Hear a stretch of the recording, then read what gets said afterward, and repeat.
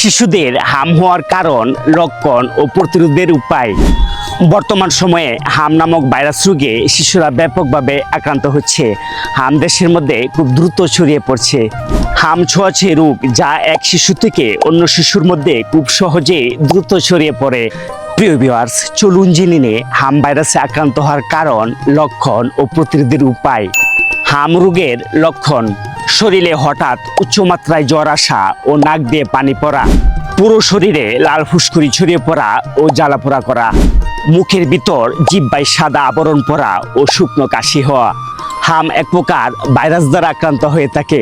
হাম বাতাসের মাধ্যমে একজনের শরীর থেকে অন্যজনের শরীরে খুব দ্রুত ছড়িয়ে পড়ে। তাই হাম থেকে শিশুদের সুরক্ষিত রাখতে শিশুদের পরিষ্কার পরিচ্ছন্ন রাখা ও সময় মতো টিকা নেওয়ার মাধ্যমে হাম রোগ থেকে নিরাপদ রাখা সম্ভব। হোমিও চিকিৎসায় শিশুদের শারীরিক অবস্থার উপর ভিত্তি করে সঠিক জার্মানি হোমিওপ্যাথিক ঔষধ সেবনের মাধ্যমে অল্প সময়ে শিশুদের হাম রোগ থেকে সম্পূর্ণভাবে আরোগ্য হওয়া সম্ভব ইনশাল্লাহ। আপনাদের স্বাস্থ্যসেবায় আছি আমি ডাক্তার মোহাম্মদ আব্দুল মান্নান। আপনাদের শিশুদের সুস্বাস্থ্য কামনা করে আজকের মতো ভিডিওটি এখানেই শেষ করছি। দেখা হবে পরবর্তী ভিডিওতে। সবাই ভালো থাকবেন, সুস্থ থাকবেন। আল্লাহ হাফেজ।